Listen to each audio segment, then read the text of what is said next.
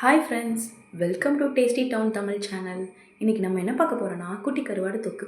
குட்டி கருவாடு தொக்கு வீட்டில் உள்ள பொருளை வச்சு எப்படி ஈஸியாக சிம்பிளாக நம்ம மெத்தடில் பண்ணலாம் அப்படிங்கிறத நம்ம பார்க்க போகிறோம். அதுக்காக நம்ம ஸ்டவ்வில் பாத்திரத்தை வச்சுக்கலாம். இதுக்கு 2 கரண்டி ஆயில் நான் ஆட் பண்ணுறேங்க. கடுகு ஆட் பண்ணிக்கலாம். கடுகு நல்லா பொரிஞ்சு வந்ததும் கருவேப்பிலை ஆட் பண்ணிக்கலாம். அதுக்கப்புறம் 4 பல் பூண்டு ஆட் பண்ணிக்கிறோம். இதுக்காக நம்ம 2 மீடியம் சைஸ் வெங்காயத்தை குட்டி குட்டியாக நறுக்கி வச்சுக்கிறோம். இப்போ நம்ம அதையும் ஆட் பண்ணிக்கலாம்.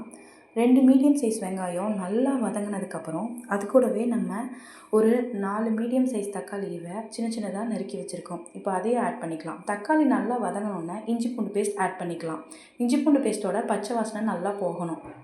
பச்சை வாசனை நல்லா போனதும் எண்ணெய் திரிஞ்சு வரும். அந்த ஸ்டேஜில் நம்ம 1/4 டீஸ்பூன் மஞ்சள்தூள், 1 டீஸ்பூன் மிளகாய்த்தூள் ஆட் பண்ணிக்கிறோம்.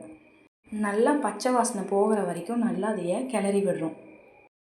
எண்ணெய் திரிஞ்சு நல்லா வந்திருக்கு, நம்மளுக்கு தெரியுது பார்த்தீங்களா? அதுக்கப்புறம் நம்ம எடுத்து வச்சுருக்க குட்டி கருவாடை அதில் ஆட் பண்ணிக்க போகிறோம்.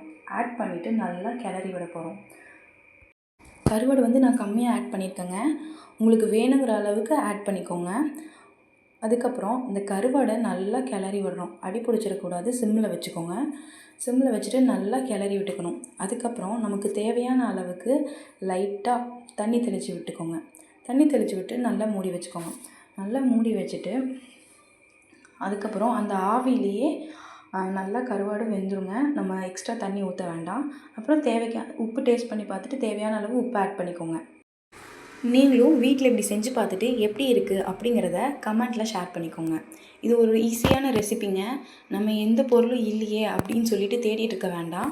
நம்ம கையில் இருக்கிறத வச்சே இது ஈஸியாக செய்யக்கூடிய ரெசிபி. செஞ்சு பார்த்துட்டு எப்படி இருக்குன்னு சொல்லுங்கள். மறக்காமல் சப்ஸ்கிரைப் பண்ணிடுங்க.